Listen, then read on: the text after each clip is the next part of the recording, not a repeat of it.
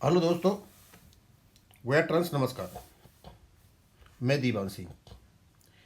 मैं आपको बताना चाहूँगा कि जो माननीय सुप्रीम कोर्ट में सिनॉप्सिस गया था वो बहुत चर्चित हो गया और आज हमारे ग्रुप पर एक मैसेज आया फॉरवर्डेड। उसके बाद मैं बताऊँगा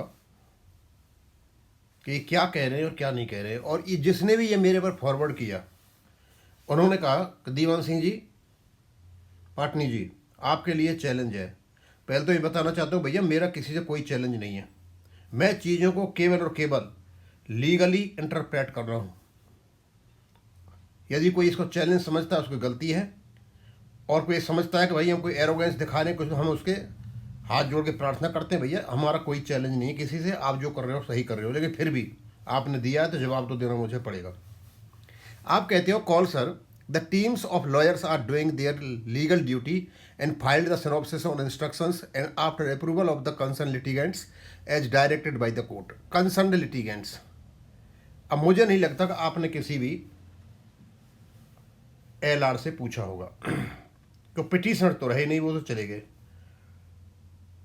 पेंशनर्स नहीं है, लिटिगेंट्स में एक ही बच जाता है और वो है जो रिटायर्ड ऑफिसर ऑर्गेनाइजेशन है पीएनबी का, उसका भी नाम आ जाएगा कि उनमें से कौन आदमी काम कर रहा है। As directed by the court all the man महा experts cum freelancers giving their sermons on WhatsApp. अब ये ना महा experts cum freelancers WhatsApp पर सलाह दे रहे हैं। एक तो ने ये लिखा, have not brought out any new legal point to our notice. Legal point आपके नोटिस में आपके एडवोकेट सेवाराम जी को भेजे जा चुके हैं और उन्होंने उसको अप्रिशिएट भी किया है। Our advice to them is that they should contact the litigants or petitioners, PNB retired employees officers and association through जगदगनी और पंजाब सिंध बैंक रिटायर्ड, ये जो इन्होंने लिखा है कि इनसे कब संपर्क करें।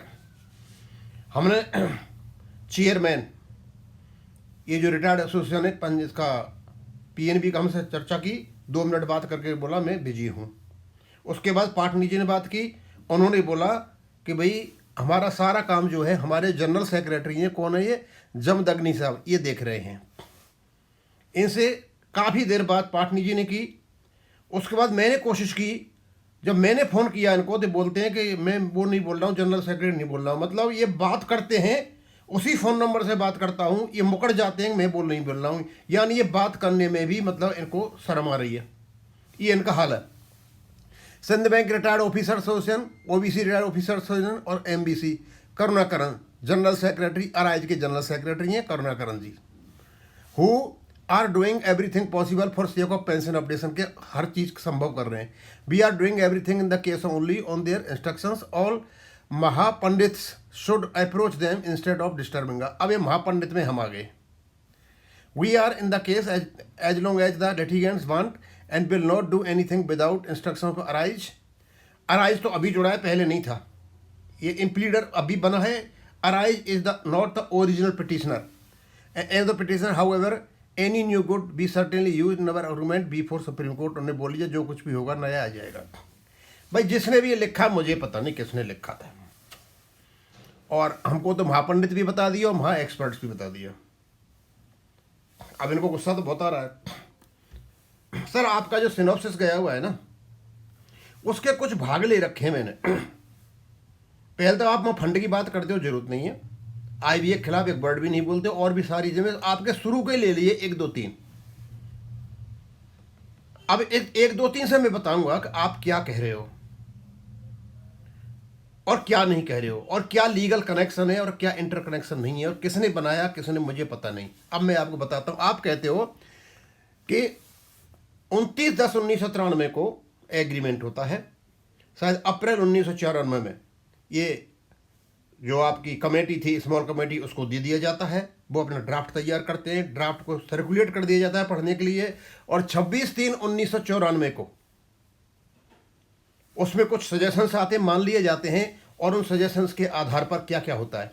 26/3/94 यहाँ जो सजेशंस मान लिए गए थे, had directed all banks to update or revise the pension of all those who had retired between 1/1/1986 से लेके 31/10/1987 तक जो लोग रिटायर हो गए थे उनकी पेंशन अपडेट करने का इसके बेस पे किसने दे दिया था?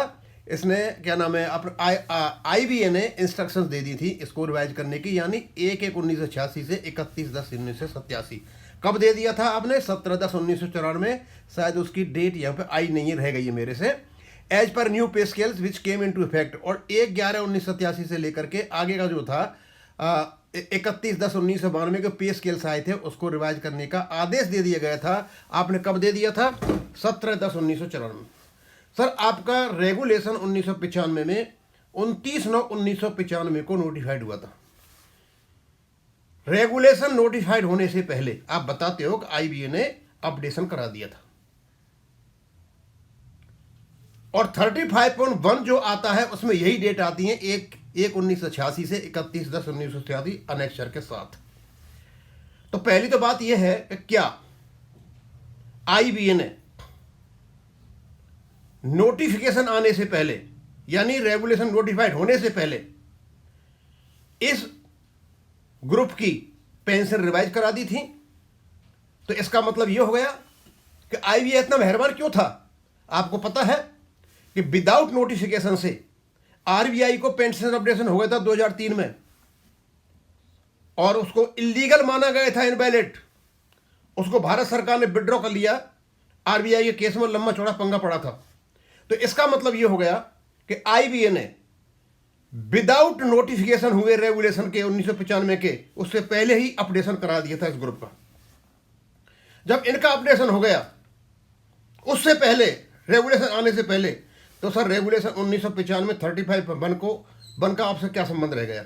आप बताओगे, आगे बताओगे क्या बता रहे हो आप? क्लियर आगे बात समझ में? All the bank pensioner including those who retired up to 31/10/1987 form one homogeneous group. आपने ये अर्थ निकाला, कोई भी जज जब पढ़ के आएगा 31/10/1987 तक के जो पेंशन रिटायर्ड है उनका एक होमोजीनियस ग्रुप था।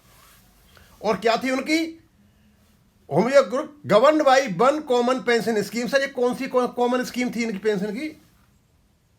यानी हमारा जो रेगुलेशन आता है 1995 में, 29/9/1995 को इनका अपडेशन पहले हो जाता है और ये होमोजीनियस ग्रुप बन जाता है और इनकी अलग से पेंशन स्कीम हो जाती है। उसका नाम क्या है सर पेंशन स्कीम का? क्या जजों को बेवकूफ समझ रखा है आप लोगों ने? आपसे ये पूछ लिया कि कौन सी पेंशन स्कीम थी तो क्या बताओगे आप? पेंशन स्कीम तो एक ही है, पेंशन रेगुलेशन 1995 में, वो 1/1/1986 से लागू होते हैं। और जब 1995 में ये नोटिफाइड होता है उस समय 120 दिन का टाइम दिया जाता है पेंशन ज्वाइन करने का। तो क्या आपके नोटिफाइड होने से पहले ही पेंशन ज्वाइन कर ली थी इन्होंने और पहले ही इनका अपडेशन हो गया था? हुआ क्या था सर? आपने अपने पैरों में जो कुड़ाड़ी मारी है ना, ये मत जज बैठे हुए हैं, आपकी एक एक बाल को खींच लेंगे और जवाब नहीं दे पाओगे आप। क्या जरूरत थी इस बकवास की? आप सीधे बोलो आपका रेगुलेशन है और रेगुलेशन 35.1 से हिसाब से हुआ है। आप एक चीज और खोल दी बाल दो, जिस चीज को पता ही नहीं है उस चीज को खोल दिया कोर्ट के सामने कि नोटिफिकेशन होने से पहले ही 1995 का रेगुलेशन आपकी पेंशन अपडेट हो गई थी इस ग्रुप की। और जब अपडेट हो ही गई थी तो जरूरत क्या थी 35 लाने की? आगे आप क्या कहते हो? पहले तो होमोजीनियस ग्रुप बना दिया, जो बन नहीं सकता। हम सब एक ही होमोजीनियस ग्रुप हैं और उनकी कोई अलग से पेंशन स्कीम नहीं है। Governed by one common pension scheme. Sir कौन सी पेंशन स्कीम थी बताइए ना मेरे को, किसने बनाया ये? आगे the regulation 35.1 provided for pension updation. यहां तक तो ठीक है, फिर आगे आपसे इसका लीगल इंटरप्रिटेशन नहीं हुआ। आगे आप क्या कहते हो? However it provided for pension updation all those who had retired up to 31/10/1987। लेकिन पेंशन अपडेशन उन्हीं को देता था 31/10/1987 तक रिटायर हो गए थे, तो उसके बाद नहीं था। मतलब 31/10/1987 को पेंशन अपडेशन था, उसके बाद नहीं था। आप ये कहना चाह रहे हो? तो सही कह रहा है RBI, सही कह रहा है IBA, there is no pension provision of pension updation. यही कोर्ट अर्थ निकालेगा, यही चंडीगढ़ हाई कोर्ट में कहा गया था, यही आप लोग कह रहे हो। मतलब आप IBA का पक्ष ले रहे हो। आगे एज पर formula given appendix 1 because by that time pay revision 1/11/1987-1992 had taken place and next pay revision was yet to be realized and overlooking the fact that in compliance of IBA directions 17/10/1994 the bank head 17/10/1994 में पहले ही bank ने आपका revision कर दिया था और आपका एक अलग से ग्रुप बन गया 31/10/1987। तो इसका मतलब ये हो गया कि एक अलग ग्रुप था, अलग होम ग्रुप था, अलग पेंशन स्कीम थी, आगे नहीं जाएगी, ये आगे खत्म हो गई। और फिर आप 2003 में कहते हो कि 35.1, देखिए 35.1 आपका 31/10/1987 खत्म हो जाता, आप खत्म कर रहे हो, उससे आगे नहीं चलता। और फिर आप कहते हो 2003 में इसको अमेंड, अब अमेंड किया गया, रिपील किया गया। पहले ये देख लीजिए, आप अमेंड किया गया था तो ये जो 35.1 जो आप बता रहे हो इसी ग्रुप के लिए था, इस समय के लिए था, इसके लिए आगे के लिए था, और रिपील किया गया था। और 2003 में आया तो अलग प्रकार के रेगुलेशन से आता, 35.1 में नहीं आता। क्या कर रहे हो यार, लोगों को बेवकूफ समझ रहे हो क्या? आप समझते हो कि मतलब आप ही इंटेलिजेंट हो? और क्या ये महापंडित महामूर्ख क्या क्या लिख रहे हैं, मुझे समझ में नहीं आ रहा। आप अपने 35.1 को खत्म करा लेते हो, कहते हो 1967 आगे तक है ही नहीं, तो कैसे आप क्या लीगल इंटरप्रेट करोगे कोर्ट के सामने? आप तो वही बात कह रहे हो जो IBA अपने एफिडेविट में कह रहा है कि IBA से मिले हुए हो क्या? आप इसको तुरंत निकाले यहां से और सीधे सीधे बोले हमारा रेगुलेशन, फिर रेगुलेशन की बात ही क्यों कर रहे हो आप? 35.1 की बात नहीं करें। आपने जब अलग होमोजेनियस ग्रुप बना लिया है, रेगुलेशन के नोटिफाइड होने से पहले ही अपडेशन हो गया है, फिर आप रेगुलेशन की बात नहीं करें 35.1 की, और इसकी बात करते हो तो ये पहली वाली बात बकवास नहीं करें।